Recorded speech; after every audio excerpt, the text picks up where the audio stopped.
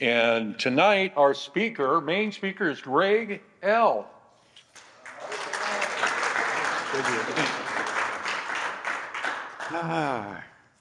Good evening, everybody. My name is Greg, and I am an alcoholic. And grateful to be here. Thank you for the group for asking me to speak. Anytime I get the opportunity to participate in my sobriety, it's an honor and a privilege. And you know, at about 5 years sober, I was asked to speak at a meeting where my sponsor, his sponsor, his sponsor, and his sponsor.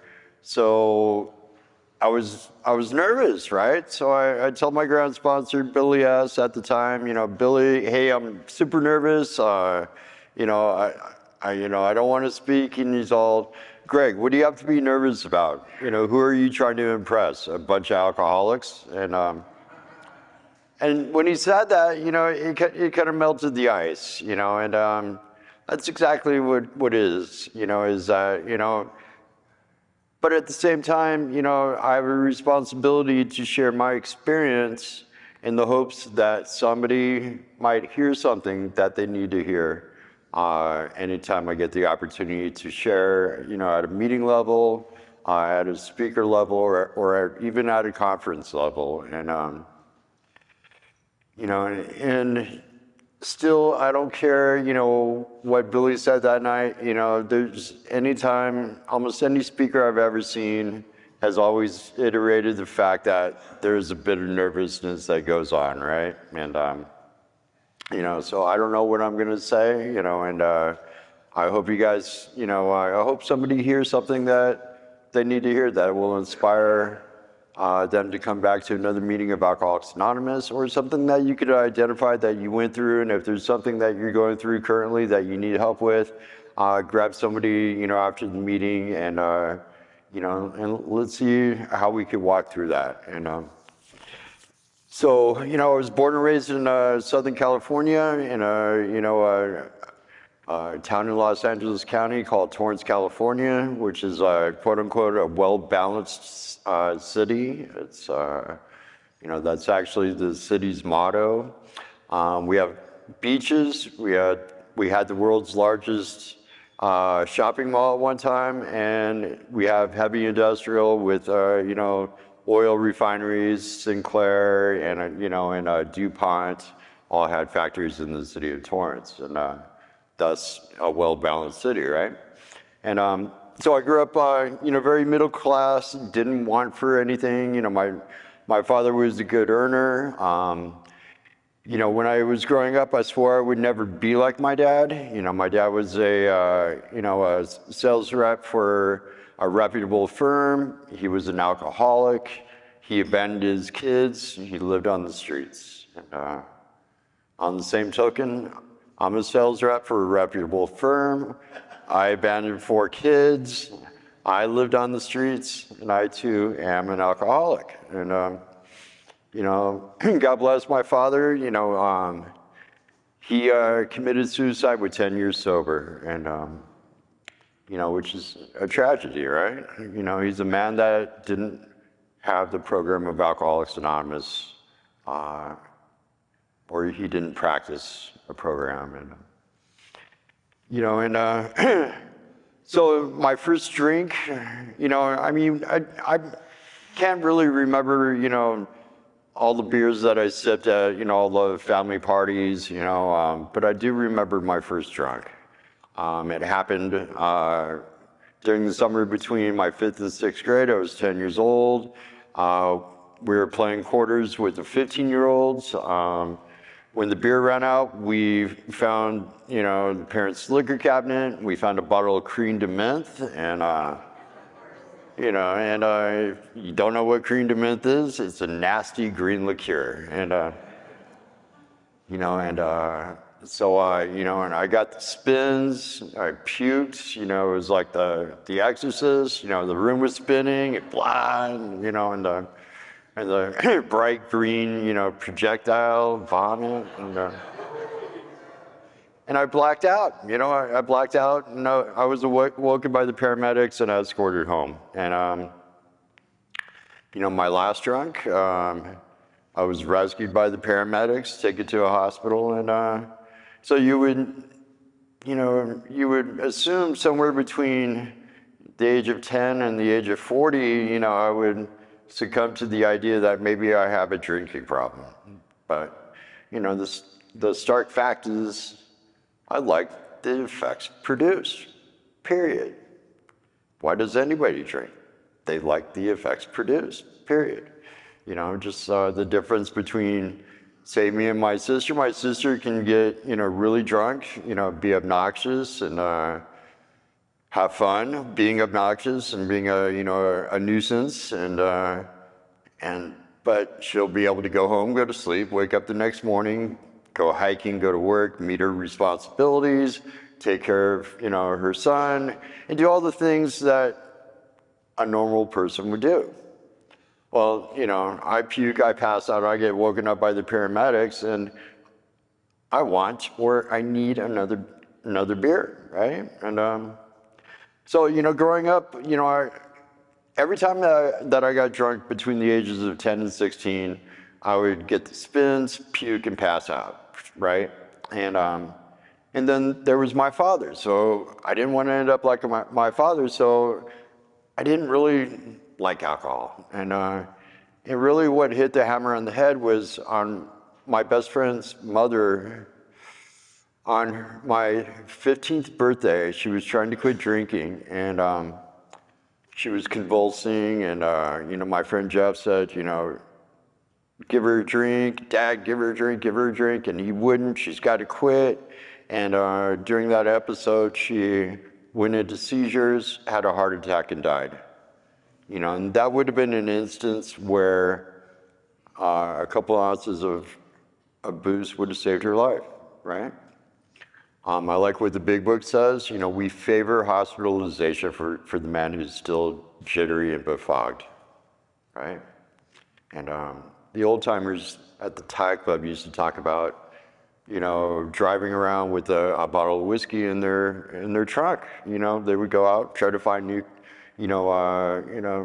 drunkards, and if they were ripe and shaking, they would, give them a couple drinks and get them to settle down so they could talk to them about, the program of Alcoholics Anonymous. And, and so then I found I found that non-conference approved dry good, and I started using that. And what that allowed me to do was to drink without puking and passing out.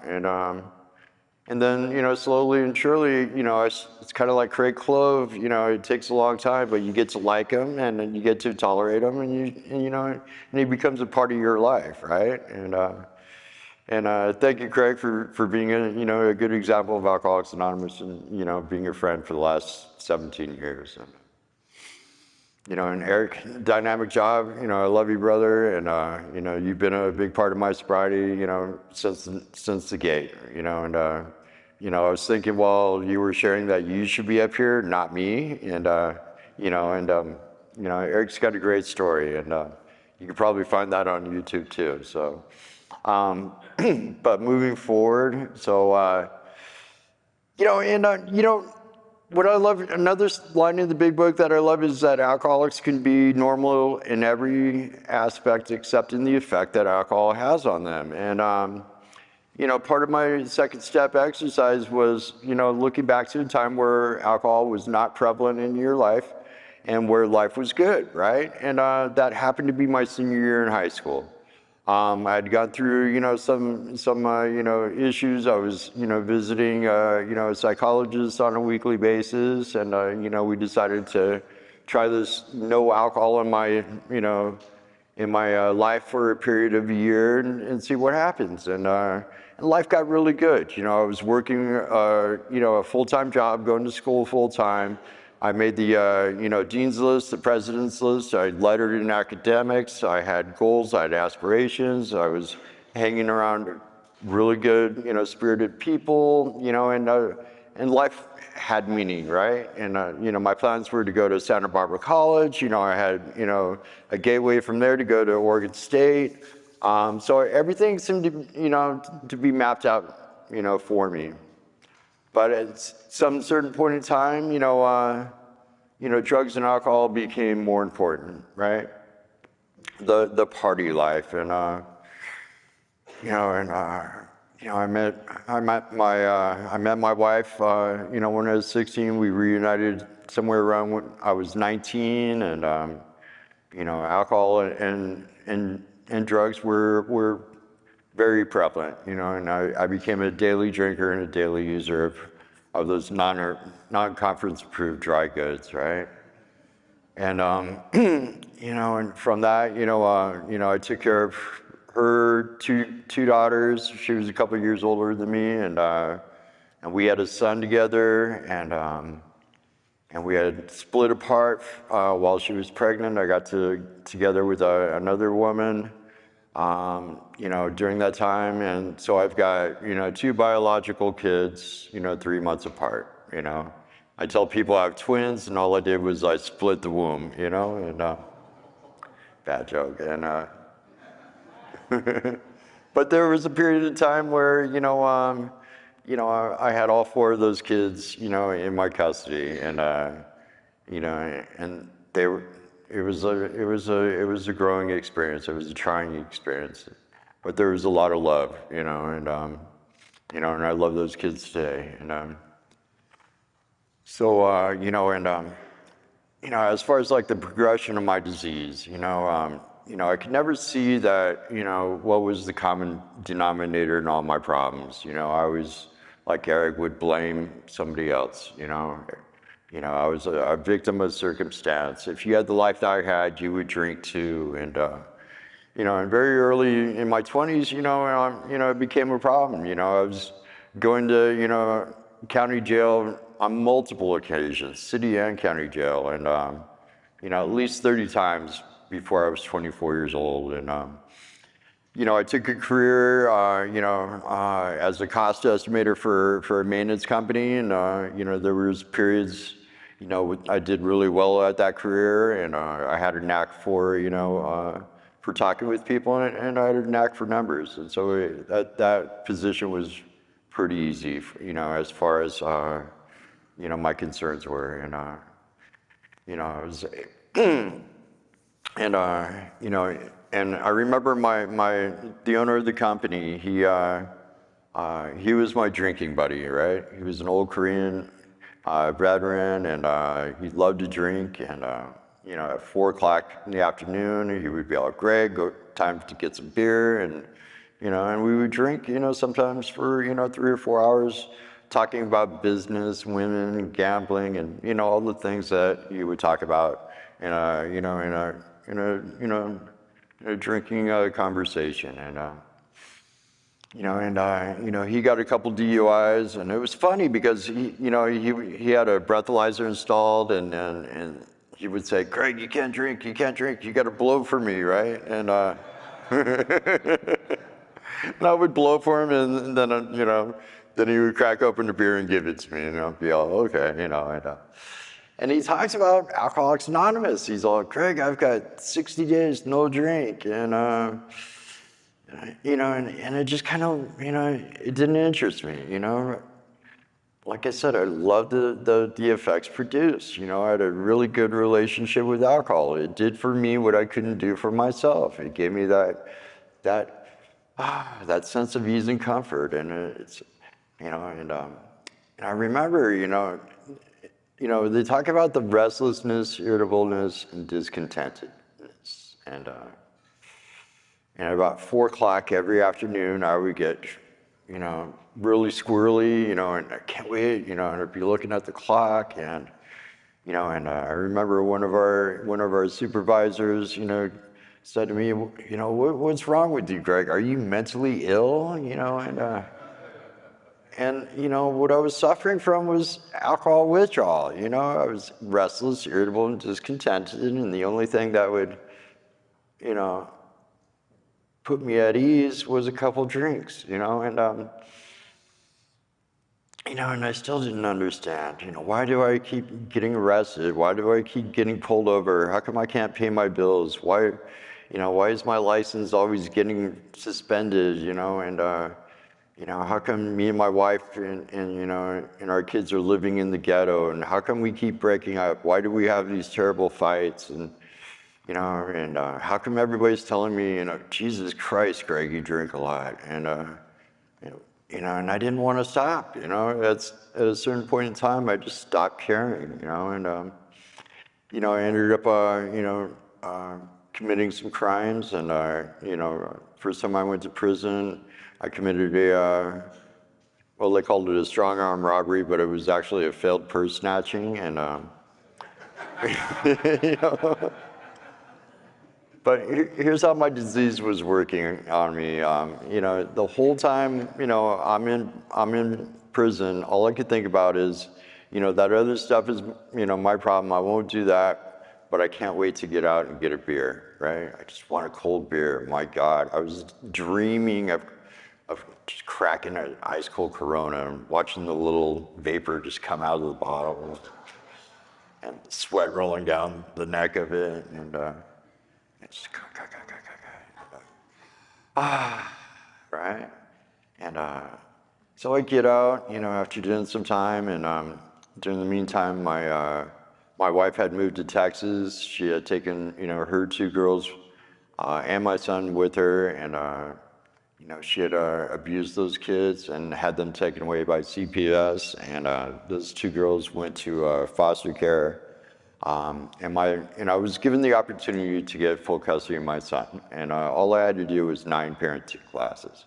That's it, 9 1-hour parenting classes, and I would have been given full custody. And I get out, I visit my parole agent, and he says, Mr. Lawrence, I think you have a drinking problem, so I'm going to put a no alcohol condition on your parole. Any violation will result in an immediate incarceration. And I flew him the bird, and I said, I'm an American. You can't tell me what to do. And and I proceeded to go to the liquor store, get a 6-pack, and drink. And everything was really good on the outside. Like my grandmother had just, cashed in her stocks, bought me and my mom a house, paid cash for it. My son was, awarded, to my mom temporarily until I did those 9 parenting classes. And,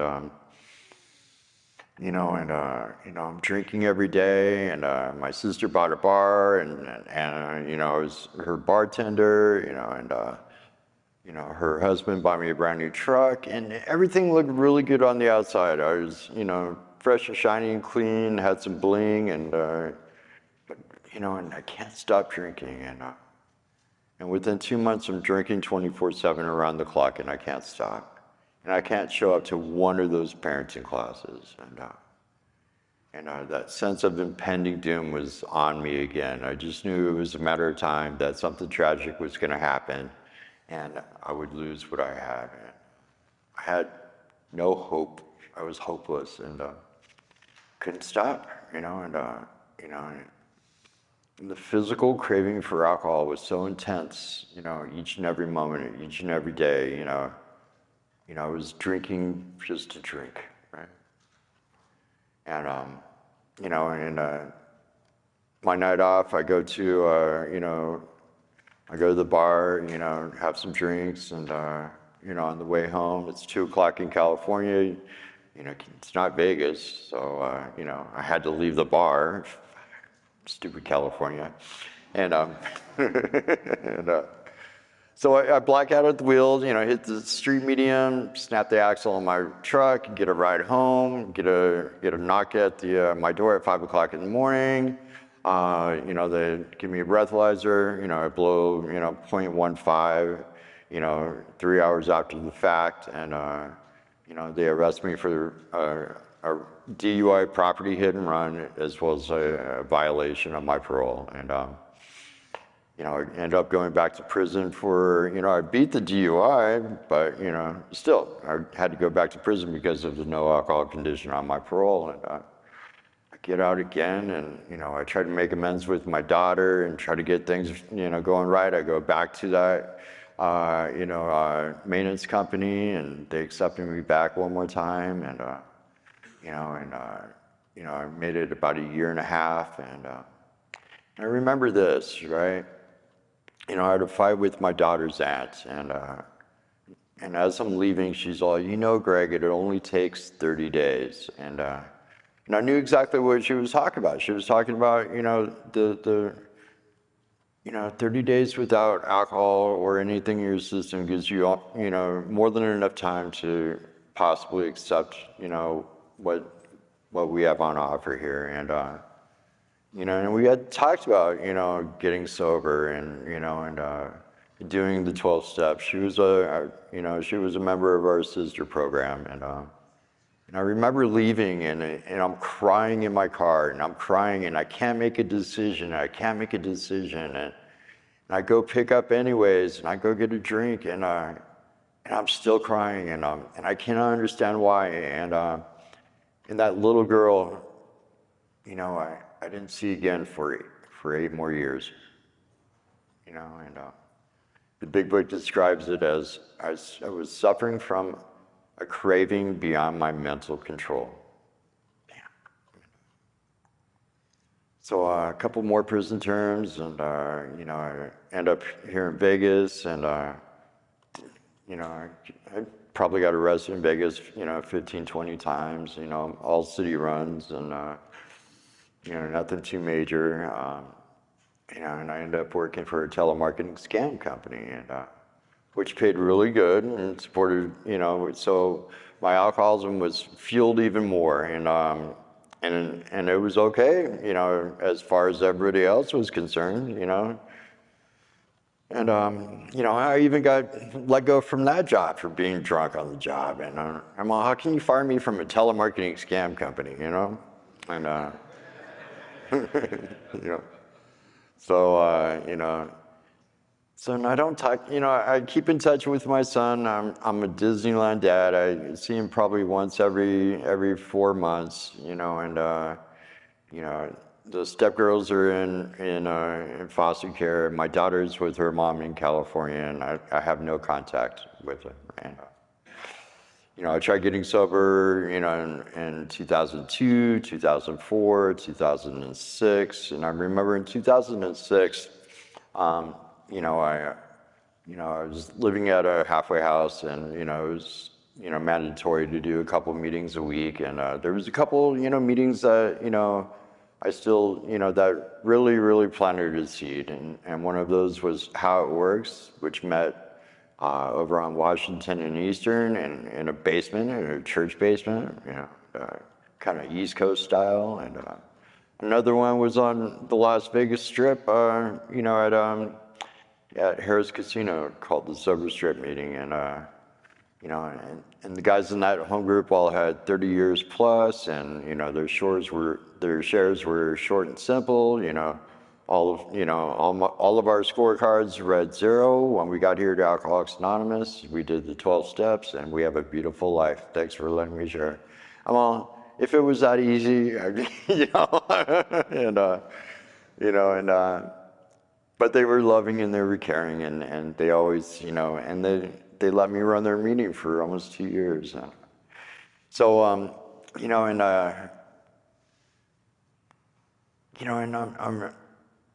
I get a taste of Alcoholics Anonymous. I'm living in this halfway house, and I'm still doing other extracurricular activities, and the house manager kicks me out and says, your marijuana usage is not an excuse for your alcoholism. You got to go. And so the first thing I did was, fly the bird. I'm an American. Don't you understand? And so I go get a drink. Within 24 hours I get robbed. I'm smoking, that stuff underneath the tunnels at the Hard Rock. And one more time I'm homeless, living on the streets, and I'm broke, right? And I don't know, and I don't understand why. And I continue to drink and do those things on a daily basis for 18 more months, and it almost killed me. The last 6 months of my drinking, a frequent flyer at West Care Detox, at UMC, at Valley Hospital, at Sunrise, and just because of being blacked out on the sidewalk, getting rescued by the paramedics and taken to the emergency room. And, and it was a super dark place to be. And I remember, during a blackout, I got robbed. I was wearing a pair of shorts. I had $80 in one pocket, 120 in another.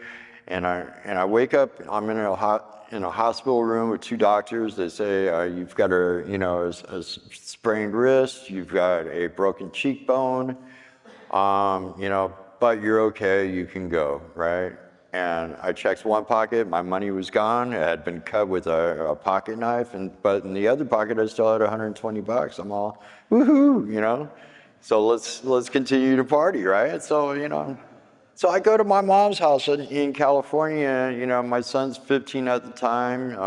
My ex-wife shows up, her husband, my sister, her husband. My mom's there and my son, and they decide to have an intervention, right? And tell me, that I need to quit drinking. And how dare you? It was, and I'm okay, yeah, I'm gonna stop in October, that's when my unemployment runs out, I'll be okay, and I'll go back to work, and I'm full of these foolish ideas, trying to run the show, I suppose, and 2 weeks later, my last drunk was August 22nd, 2008, and that's when God showed up in my life, even when I didn't want to. And I'd woke up that morning with the obsession to drink so fiercely. I, walked to CVS, grabbed a bottle of Jim Beam, shoved it down my pants, walked out. And the next thing I remember, I'm yelling, in a hospital gurney, yelling, kicking, screaming, where's my shoes? I black out again. I wake up the next morning, and I've got a little Filipino nurse standing over me with a bedpan saying, why you do this, Greg? No woman ever wants you. And,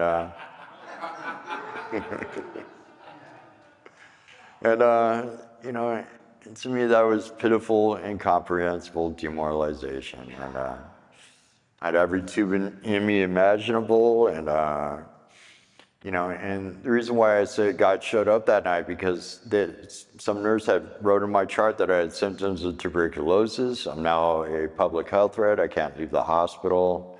And it takes 7 days to diagnose whether or not you have it. And on the 7th day, they said, okay, Greg, you don't have tuberculosis. You have pneumonia. Here's some antibiotics. And I was 12-step by a nurse, who delivered a message that only I could hear at the time. And that message was simple. And she said, Greg, you're at the end of your rope. Your blood alcohol content was 0.56. And she said, what are you going to do? And I started crying. And for the first time in a very long time, I was finally out of ideas. And I didn't know what to do. She said, why don't you try Alcoholics Anonymous? And there was a period of silence, and a little light came on, and she said, it's my job to get you to someplace safe. And she's all, do you know where you can go? And I remembered the Samaritan House, which is a men's sober living home with 40 guys, and it was right next door to the old WestCare Detox. And I said, I can probably go there. And she's all, okay, good. That's where we'll get you to go. And, I went to WestCare Detox, and I was still detoxing. I was still shaking like this. And, so I was able to stay at WestCare for 3 more days before checking into the Samaritan House. And that's where my journey in Alcoholics Anonymous, began. And at that house, you were required to have a sponsor, call that sponsor every day, do house chores, actively look for work for the first 30 days. You had to do, 6 house meetings a week. You couldn't go to outside meetings. You had a curfew and all these things. You had to make your bed. Oh, what? And the sponsor that I had, God bless him. He saved my life. And he said, hi, my name's so-and-so. I'm your temporary sponsor, and I want you to call me every day. And I said, okay, right? And And that man took, we met 2 to 3 times a week, and we would just sometimes just talk. We would go to the park, read the big book. We would go to La Piazza, which is now a care facility for alcoholics and addicts, and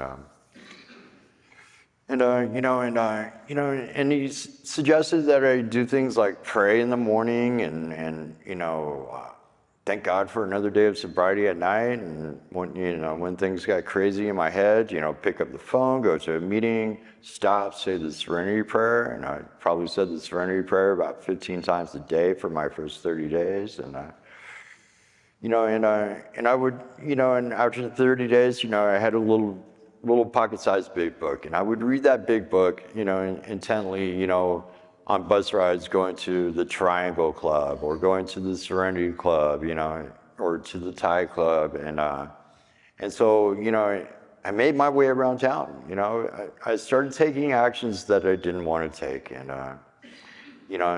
by reading the first 44 pages of the big book, pages 151 and 152, I really saw myself within the book, and I identified, as an alcoholic, and I was honest with myself. I was able to see, where alcohol had made my life unmanageable on more than one occasion, on multiple occasions, and I love it that, one of my favorite speakers used to describe alcoholism as, or he would describe, a sober person taking a drink as, playing Russian roulette. You put the bullet in the chamber, you spin it, and when you pull the trigger, you don't know if the bullet's going to kill you. You may get away with it a couple times, but, at some point in time, something's going to happen, right? And when I heard that, I could identify. And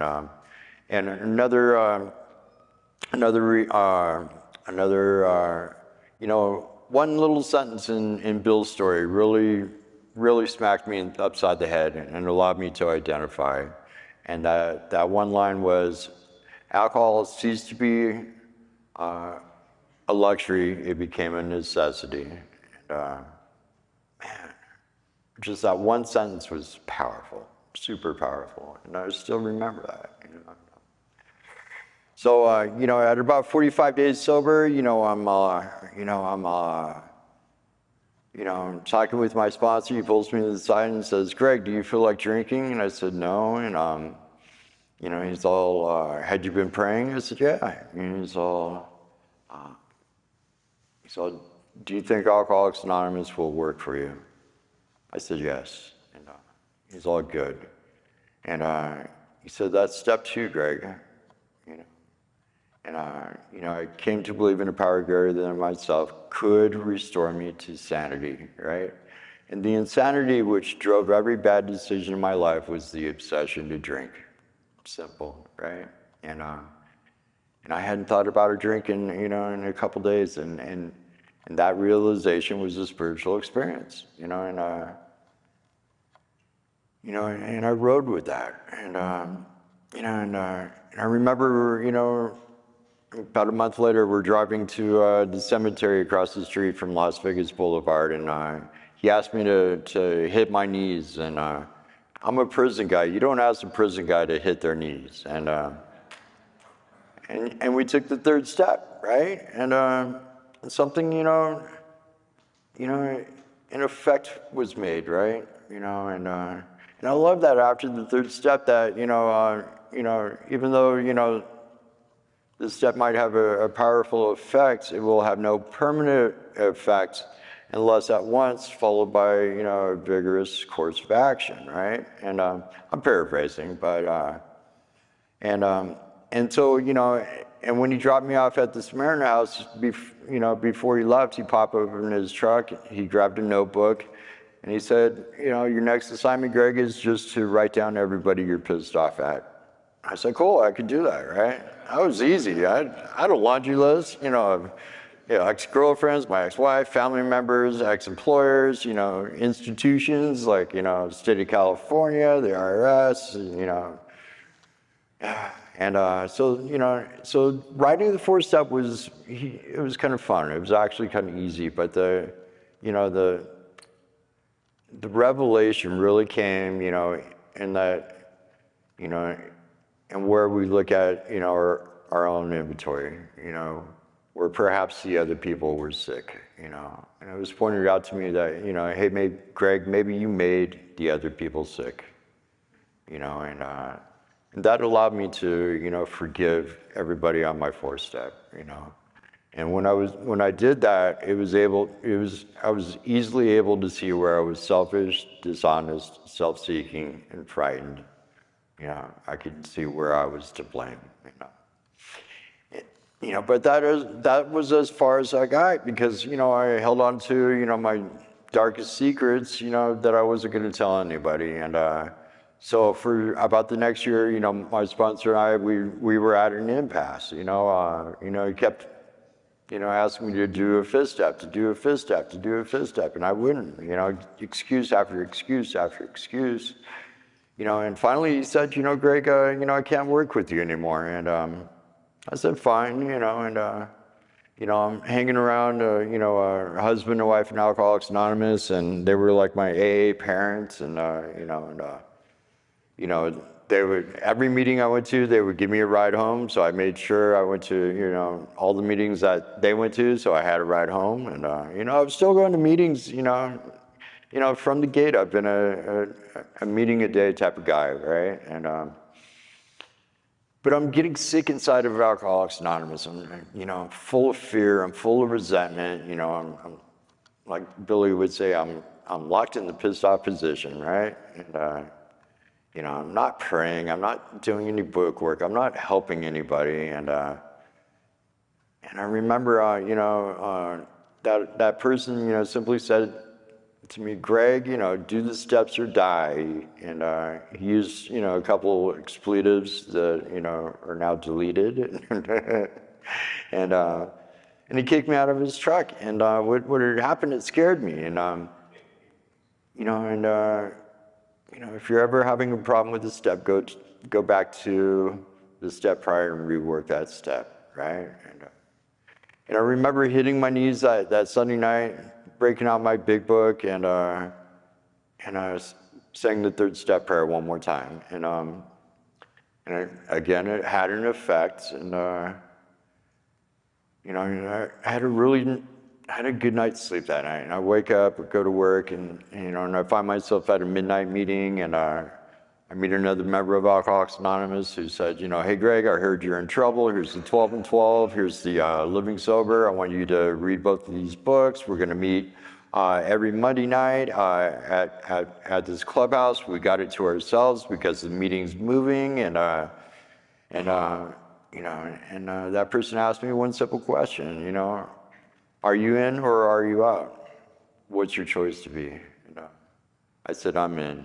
And, over the next 6 months, we spent 3 hours a night together every Monday night for, you know, that 6 month period. And we read the big book line by line, page by page. You know, when it came time to do that fifth step, I called up that old sponsor and, you know, and did, you know, the most honest fifth step I could at the time. And, you know, and I started to, you know, to make amends. And, you know, some of the amends were to the state of California for back child support that I thought I owed, right? And come to find out, my parental rights had been terminated, and my instructions were just to contact them, and through a series of channels, you know, the state of California ended up writing me a check, right? And, then there's that little girl that I had abandoned, you know, when she was 10 years old, and my instructions were, don't contact her. She may not want to talk to you. And so why don't you call that aunt or message that aunt on Facebook and give her your number. And if your daughter wants to contact you, she will. And a few weeks later, you know, on her 18th birthday, you know, I get a phone call, and she's all, Dad? And I'm like, yeah, Jennifer. And she's all, you? And she, for the next 20 minutes, you know, told me what a piece of crap I was. And And I listened, you know. Uh, you know, she yelled, she cried, I cried, I didn't yell, I didn't take her inventory. You know, we talked for a little bit longer, and you know, I ended the conversation with, what can I do to make it right? And she said, why don't you write me a letter and send me some money, right? And and I love that, right? And you know, because those were, you know, my instructions, you know, to do, you know, if I ever came in contact with her. So, and I remember hanging up the phone, walking to, you know, the 99-cent store, grabbing a card, walking to the bank, you know, emptying out my savings account, getting a money order for about $600, putting it in that envelope, mailing it, and I get a phone call the next week, and she said, okay, we can start. And I'm all, how so? And she's all, in the form of $400 a month for the next however long it takes. And I talked to my sponsor about that, and she's all, you got off easy, Greg, do it. And I did it. And I continue to, you know, get those money orders, write those checks every week, you know, every month for a period of 6 years. And, you know, after 6 years, you know, she had gotten married, and, you know, she had, you know, a daughter. She had moved to Vegas, you know, and, you know, I was able to, you know, spend some really good quality time with my daughter, and be a grandfather to her daughter. And, you know, that's a powerful immense, being able to do that. And I was able to walk her through an adoption, walk her through her alcoholism, and get her, you know, going in the right direction. And, you know, she's 33 now, and she just had her third child, and she's keeping this one, thank God. You know, she sent me pictures, and she said, Dad, I love you.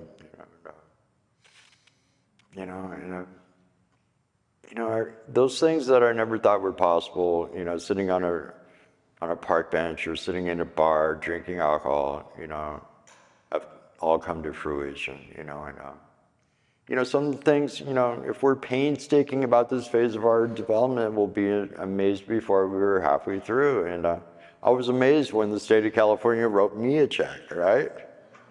You know, and so other things that happened, you know, where God showed up, you know, I can look back, kind of like the lamplighter story. You know, you go up the hill and you can see, you know, every place that the lamplighter has been, although you've never seen the lamplighter, you know, light all those, you know, gas lamps. And, you know, so as I'm going, you know, through this process, you know, when we get to the 11th step, you know, that sponsor said, I don't sponsor men, Greg. Go find yourself a male sponsor. And, you know, I find myself at West Care Detox, you know, at the Samaritan House. And my old sponsor introduces me to my new sponsor. And he says, hey, Greg, who are you working with? And I said, no one. He's all, meet so-and-so. This is your new sponsor. And I said, okay. And, you know, that person said, what are you doing tomorrow? And I said, I don't know. And he's all, well, why don't you join me on a panel at West Care Detox? And we did that commitment for 10 years. Jesus Christ. So be careful what you say in Alcoholics Anonymous when somebody asks you, what are you doing tomorrow? And you better have something to say, you know. And, the most fulfilling thing is, you know, in Alcoholics Anonymous that I've ever done was that of being of service. And, you know, that's taken all forms, you know, at the meeting level, making coffee, you know, chairing meetings, you know, being a greeter. And I found a niche, you know, if anybody remembered Alan V, right? Big H&I guy. Him and I are sitting at the Thai Club, and he asked me, Greg, what are you doing tomorrow? I said, I don't know. And he said, good, meet me here at 1 o'clock tomorrow, and I have something for you to do. And I said, okay. And I show up, and, you know, it's the Las Vegas Roundup Committee meeting, and guess what? I'm still on that frickin' committee, you know, 12 years later. And same thing with the Tri-State, you know, Lisa G said, what are you doing tomorrow, Greg? I said, I don't know. She's all, why don't you ride out to Laughlin with me? And I I said, okay, and guess what? I'm still on that committee, and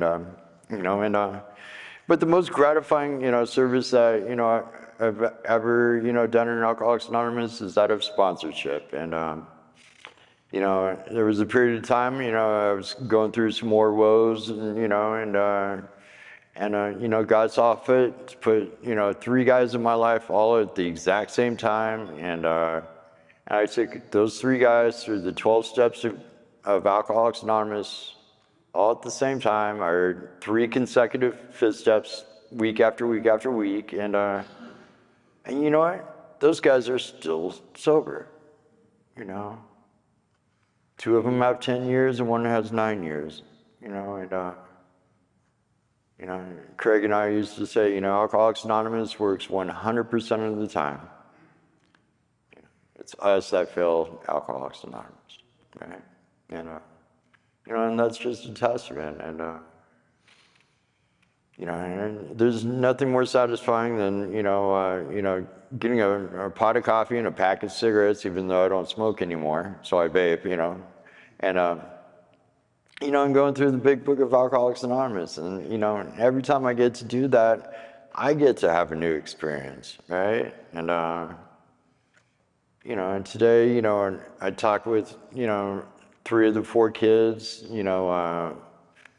One of the stepgirls is, she's in Texas. She's got her own life, and and she's been through it, and she has no hard feelings. She just doesn't want to have a relationship.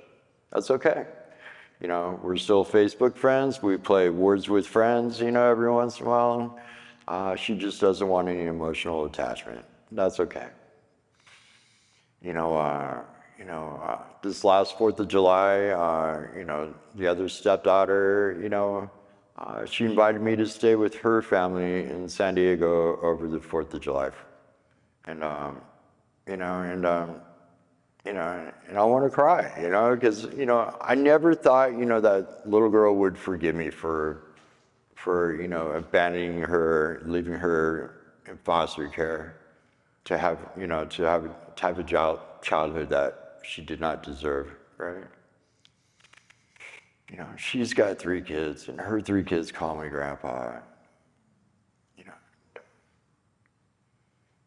And Alcoholics Anonymous has given me everything I've ever wanted, and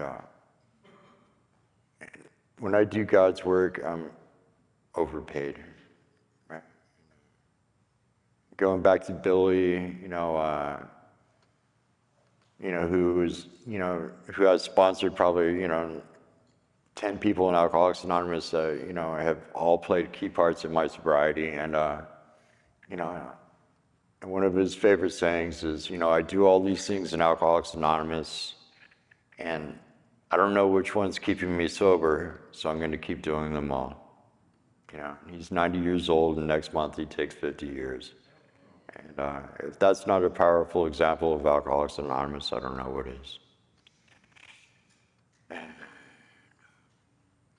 I think I'm about out of time. I want to thank the group again for allowing me to share my story, and hope everybody has a great evening.